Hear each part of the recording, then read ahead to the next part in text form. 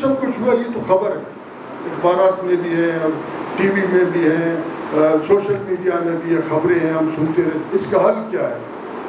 اب ہم آتے ہیں آپ کے ایجنڈا پر. جناب، مائنز اینڈ منرل ایکٹ مکمل طور پہ ریاست اور پولیٹیکل پارٹیز کا ملی بھگت، اور اس پہ کیونکہ ہمارے اور آپ کے قومی اکائی میں وسائل ہیں، کرنے میں اپنا اپنا آپ کردار ادا کریں. یہاں mines and mineral act 2025 12 March کو پاس ہوا، اور صوبائی حکومت کو اتنا جلدی تھا کہ 14 تاریخ کو جعفر خان مندوخیل صاحب نے فوراً اس پہ دستخط کی، تاکہ وہ جو زرینہ ہوٹل کا محفل تھا اس میں کوئی تلخی نہیں آئے اور ہم اپنا جان چھوڑائیں. سچ بولنا پڑے گا. قرآن کا حکم ہے کہ آپ سچ بولیں. ہم مصلحتوں کی شکار ہیں، ہمیں مصلحتوں نے ڈبو دیا ہے. سیاسی کارکنوں کا اپنے پارٹیوں سے اعتماد اٹھ چکا ہے. یہ سب کچھ ہوا یہاں ہمارے عزیز مولانا ہدایت الرحمان صاحب نے کہا کہ سب مل کے لانگ مارچ کریں. میں چھوٹا سا مثال دیتا ہوں کہ ہم شروع کوئٹہ سے کریں. لانگ مارچ کو چھوڑیں، اس کے 2 اصول میں بتاتا ہوں. جو پولیٹیکل پارٹیز زرینہ ہوٹل میں جا کے وہ شہباز شریف اور نواز شریف سے ملے، ان کو چاہیے کہ اپنا وفد بنا کے جا کے اس سے ملیں کہ یہ جبر کے قانون جو آپ نے سازش کے تحت ہمارے سر کو مسلط کیا اس کو ختم کریں. ایک میرا مطالبہ یہ ہے کہ جب آپ ملے تھے تو پھر وہ دوست سے تعلق دار ہیں، آپ جا کے ایک دفعہ سب ملے ان سے، جو لوگ تھے. سب کو پتا ہے آج کل سوشل میڈیا کا دور ہے، کون تھے، جا کے ملے، اس سے بات کریں. لانگ مارچ ہم کیوں کریں؟ دوسرا یہ کریں یہاں سے 1 کلومیٹر فاصلے پہ ایک شارٹ مارچ کریں. جن پولیٹیکل پارٹیز کو اس مائنز اینڈ منرل ایکٹ پہ اعتراض ہے اور جو اسمبلی میں نمائندگی رکھتے ہیں 2 3 4 11 1، ان کو ایک قرارداد لانا چاہیے صوبائی اسمبلی میں کہ یہ ایکٹ ہمیں قبول نہیں. اب اقلیت اکثریت کا بات نہیں ہوگا، یہ ہوگا پتہ تو چلے کہ بلوچستان کے حقوق کے ساتھ کون کھڑا ہے، بلوچستان کے حقوق سے کون دستبردار ہو گیا. 3 سال تو گزر گئے یا 2.5 سال، اب 2.5 سال اور رہ گئے ہیں، کون دستبردار ہو گئے، وہ گنتی پھر ہم خود کریں گے. ایک یہ قرارداد لائیں. پاکستان کے آئین 19A رائٹ آف انفارمیشن 2021 میں ایک اسمبلی کے اندر ایک ان کیمرہ اجلاس ہوا، اور اس ان کیمرہ اجلاس میں یہ فیصلہ ہوا کہ ریکوٹک ہم نے کسی کو دینا ہے. 19A کے تحت جو شخص پولیٹیکل پارٹیز اس ان کیمرہ اجلاس میں تھے وہ قرارداد لائیں کہ اس ایگریمنٹ کو لوگوں کے سامنے لائیں. 19A یہ آئین، یہاں میں ایک طویل لسٹ آئینی پامالیوں کو بنائے، کس آرٹیکل کو آج کا حکومت آج کے دور میں حکومت پامال کر رہا ہے، اسٹیبلشمنٹ پامال کر رہا ہے، اور کون سے لوگ خاموش ہیں اس پہ. پھر میں نے کہا طویل کو پڑھنے کی ضرورت نہیں ہے، ہم مختصر ٹو دا پوائنٹ بات کریں. اس کے بعد 2013 کے اسمبلی نے ایک DHA ایکٹ پاس کیا. میں خود شہباز شریف جب پہلے دفعہ وزیر اعظم تھا، میں نے اس کو کہا کہ قدس وزیر بلا کے اس DHA ایکٹ کو آپ ختم کریں.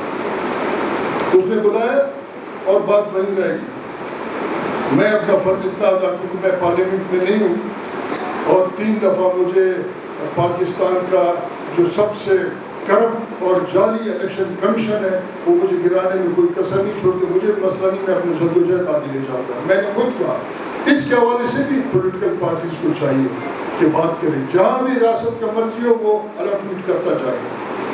کیا پولیٹیکل پارٹی نے اپنے ووٹر, اپنے صوبے, اپنے لوگوں سے ظلم نہیں کیا؟ کیا ہمارے ساتھیوں نے کہا کہ اتنا ہمارے پاس سونا ہے, اتنا ہمارے پاس تانبا ہے, اتنے ہمارے پاس زمرد اور فلان سب کچھ ہے, مگر جب ہمارے آبا و اجداد نے قومی تشکیل کے لیے قربانی دیا اس وقت سونا نہیں تو سب مٹی تھا. یہ وہ مٹی ہر سونا سے قیمت اس کا زیادہ ہے جس میں ہمارے اجداد دفن. وہ مٹی جس کے لیے ہمارے اجداد نے قربانیاں دی, جس میں ہمارا قومی تہذیب نے جنم لیا, آج ہم اپنے قومی شناخت کو بڑے فخر سے بات کرتے ہیں, اس مٹی کے لیے بات ہے. سونا اس کے بعد آتا ہے, مگر کیونکہ پولیٹیکل پارٹیز اپنا اعتماد کھو چکے ہیں, وہ فیصلہ نہیں کر سکتے کہ ہم نے کس طریقے سے اپنے لوگوں کا دفاع کرنا ہے. یہاں پھر ایک بات ہم کریں, آئیں مل کے ہم سب کھڑے ہوں اور یہ فیصلہ کریں کہ جس سرینا ہوٹل میں یہ سیاسی عمل ہوا تھا, ہم ایک دفعہ بات کریں شہباز شریف سے کہ اس قوانین کو آپ ختم کریں, کیونکہ آپ ملیں گے تو آپ کا تعلق کیا سو, اور اگر نہیں کرتے تو پھر ہم مکمل پولیٹیکل سوشل بائیکاٹ کریں. فیصلہ تو ہم کریں گے, اتنا لمبا مارچ بھی کریں گے. اس کے بعد ایک اور قانون بنا, کسی بھی پولیٹیکل پارٹی نے اس پہ اپنا رد عمل نہیں دکھایا. ٹیررزم ایکٹ, اس کا موازنہ تو کریں. جناب رائے بلند صاحب آپ کے وکیل ہیں, تمام پولیٹیکل پارٹی ماشاءاللہ بڑے بڑے, ان کے وکیلوں کا پینل ہے. ہمارے ٹیررزم ایکٹ اور پنجاب کی ٹیررزم ایکٹ میں زمین آسمان کا فرق ہے. ہمارے ٹیررزم ایکٹ کو اگر آپ موازنہ کریں تو پھر اس کو آپ اسرائیل کا ایڈمنسٹریٹو ڈیٹیکشن کے اس قانون سے کریں گے جہاں بغیر پیچھے لوگوں کو اٹھا کے لے جاتے ہیں. بدترین یہاں جب ہیں, اور پولیٹیکل پارٹی نے جب خلا پیدا کیا, جب ہم کہتے تھے صوبائی خود مختاری, جب ہم کہتے تھے آئینی بالادستی, آج خلا پیدا کرنے کے بعد لوگ صوبائی خود مختاری کا بات نہیں سنتے. لوگ کہتے آزادی, لوگ کہتے آزاد کرو ہمارے وطن کو, لوگ آزادی کا نعرہ لگا رہے ہیں.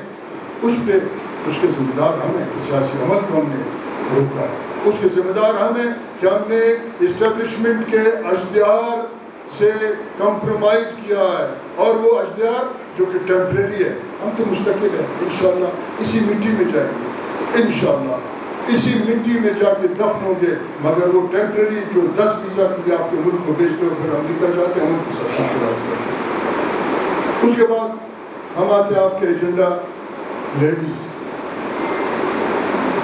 لیویز ایک لوکل فورس ہے جہاں قبائل اپنے اپنے علاقوں کے امن امان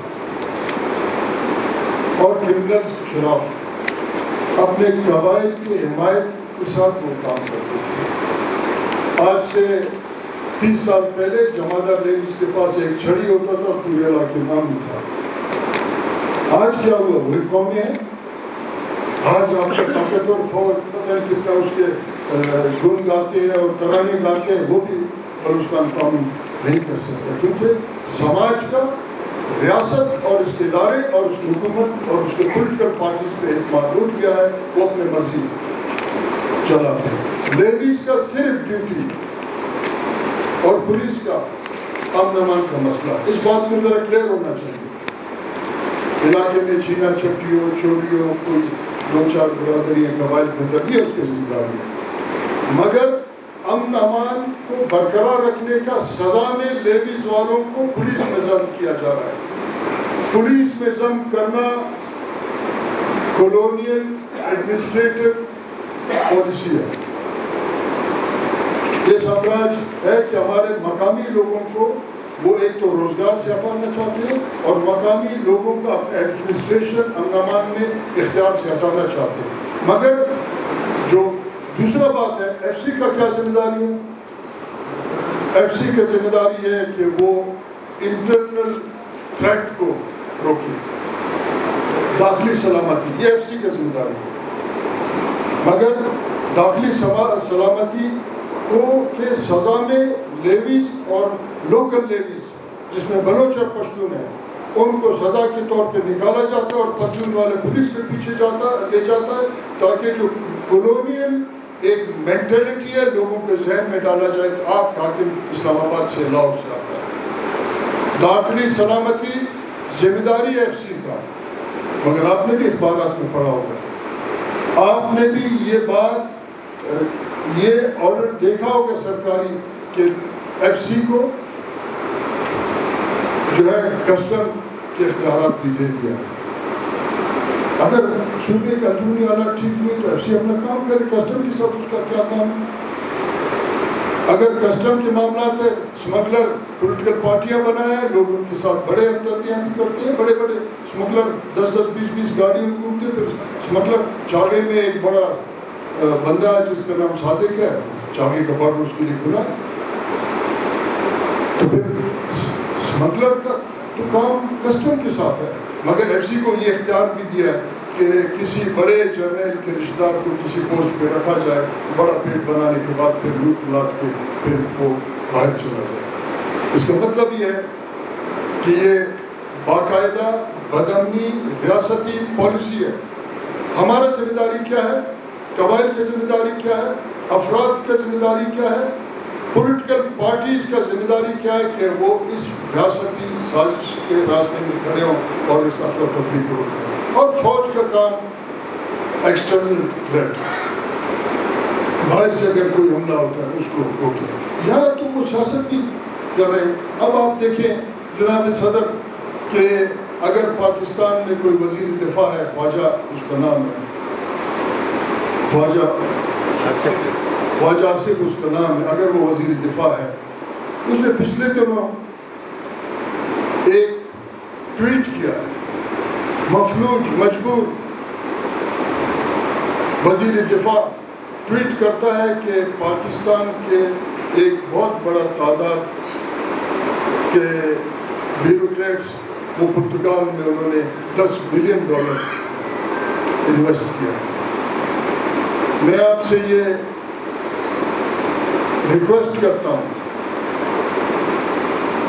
کہ آپ اس بات کو اسمبلی میں اٹھائیں, خواجہ آصف سے پوچھیں یہ جو 10 بلین والے لوگ پرتگال چلے گئے ہیں یہ کس صوبے سے تعلق رکھتے ہیں, ان کا تعلق کس صوبے سے, وہ پھر اس ملک کو بھکاری بنا کے کیوں بھاگ جاتے ہیں, الزامات ہم پہ لگاتے ہیں, فتنۃ الہند 52 فتنۃ الہند. ابھی آپ اندازہ لگائیں کہ ہمارے صوبے میں جس کو مارنا چاہتے ہیں اس پہ یہ ٹھپا لگاتے, پیسے اٹھا کے خواجہ آصف والے. خواجہ آصف سے پوچھیں کہ آپ تو حکومت ہیں, آپ تو ریاست ہیں, آپ وزیر دفاع ہیں, ماشاء اللہ, آپ کس کو ٹویٹ کر رہے ہیں؟ اس کا مطلب یہ ہے کہ پولیٹیکل پارٹیز مفلوج ہیں, ان کا اختیارات تمام تر ان معاملات سے ختم ہو چکا ہے. ہم نے اسلام آباد کے پی سی میں جناب محمود خان اچکزئی صاحب صدارت کر رہے تھے, ان سے مطالبہ کیا کہ یہاں تنظیموں کے نام پہ جو بھتہ پاکستانی بینکوں میں جمع ہو رہا ہے اس کے لیے ایک پارلیمانی کمیٹی تشکیل دی جائے, اور اس پارلیمانی کمیٹی کو بلوچستان میں لا کے ہر مائن اونر سے پوچھیں کہ آپ یہ بھتہ کس اکاؤنٹ میں جمع کر رہے ہیں. اس کے بعد سب پتہ چلے گا کہ کون کیا کر رہا ہے اس صوبے میں. لاوارث لوگ کہتے ہیں, میں کبھی سوشل میڈیا میں بلوچستان لاوارث ہے, میں آپ کے اس انتہائی اہم فورم سے بلوچستان کے ہر فرد کو پیغام دیتا ہوں, ہر فرد وارث ہے. کوئی پولیٹیکل پارٹی اکیلا, کوئی شخصیت, کوئی سردار, کوئی نواب, کوئی معتبر, کوئی مولوی وارث اکیلا نہیں ہے, ہر فرد وارث ہے اپنے سرزمین کا, وارثی کا. پھر میں یہ مطالبہ کرتا ہوں, جمعیت کے صوبائی صدر بیٹھے ہیں ماشاءاللہ, ان کا تجربہ اور میرا اور آپ کا زندگی برابر نہیں ہو سکتی. اتنے عرصے انہوں نے پارلیمان میں گزارا. آپ اس تمام 2021 میں ریکوٹک والے اجلاس میں جو کچھ ہوا اس کو لوگوں کے سامنے لائیں. مولانا واسع صاحب اس بے چینی کو سیاسی پارٹیاں ختم کریں گے, افراد ختم نہیں کر سکیں گے. سیاسی پارٹیاں اگر ادھر بات کر رہے ہیں تو ہم ایک دوسرے کے ساتھ شاید غم جو ہے بانٹ رہے ہیں, مگر ہمارے پاس حل نظر نہیں آ رہا. حل یہ ہوگا کہ ہم ایک دفعہ یہ طے کریں پولیٹیکل پارٹیز کہ ہم نے اسٹیبلشمنٹ کے ساتھ کوئی ساز باز نہیں کرنا ہوگا. طے کریں, اس کے بعد اعلان کریں, اس کے بعد ہم آگے بڑھیں تو لوگ آپ کے ساتھ آئیں گے. ورنہ لوگوں کا عدم اعتماد ہے, اس پہ ہم آگے نہیں بڑھ سکیں. اب ہم آتے ہیں دہشت گردی پہ. دہشت گردی ایک فینومینا نہیں ہے کہ اچانک یہ سب کچھ ہوا. دہشت گردی پاکستانی اسٹیبلشمنٹ اور عالمی سامراج کا ایک باقاعدہ پروجیکٹ تھا, ہے. اس میں آپ نے پارلیمنٹ میں اپنا کردار ادا کرنا ہوگا, لوگوں کا اعتماد بحال کرنا ہوگا. پارلیمنٹ اگر آج جدید دور میں کہتے ہیں ہمیں, لاہور سے آواز آتی ہے جرگے ایسے ویسے فلانا, پتہ نہیں خود کس قسم کے پنچایت چلاتے ہیں. پارلیمنٹ اگر آج فعال ہوتا تو پھر ہم کو جرگہ کرنے کی ضرورت نہیں تھا. ہم اپنے معاملات پارلیمنٹ کی جرگہ ہے, کیونکہ پارلیمنٹ فعال نہیں ہے. آپ نے اس کو فعال کرنا چنا, آپ سینٹ میں بیٹھے. اور آخر میں ایمل ولی صاحب سے یہ ریکویسٹ کرتا ہوں, کیونکہ وہ بلوچستان سے سینیٹر ہے, حزب اقتدار اور حزب اختلاف دونوں کو قابل قبول ہے, بلا مقابلہ ہوئے. وہ اپنے پارٹی جو پارٹی اس وقت کہتے ہیں کہ ہم حزب اختلاف میں بلوچستان میں بیٹھے, ان تمام معاملات پہ قرارداد لائیں اور ان معاملات کے قرارداد کو پیش کریں. اس کے بعد ہم دیکھتے ہیں کہ اسلام آباد لانگ مارچ کریں گے نہیں کریں گے. اسلام آباد میں کوئی سلطہ نہیں ہے, یہ سب کچھ ہوا ہے, اسلام آباد کی امام پہ ہوا ہے, یہ سب کچھ ہو رہا ہے. ان کا پالیسی ہے ہمارے اس قومی اکائی کو انہوں نے برباد کرنا ہے اور ہمیں مجبور کرنا ہے کہ ہم ریاست, اس کے جعلی پولیٹیکل پارٹیز, اس کے طاقتور اداروں کے سامنے جھکیں اور نوکریاں کرتے رہیں, اپنے قومی اختیار حقوق کے ساتھ زندگی نہ گزاریں. آپ سب کا شکریہ.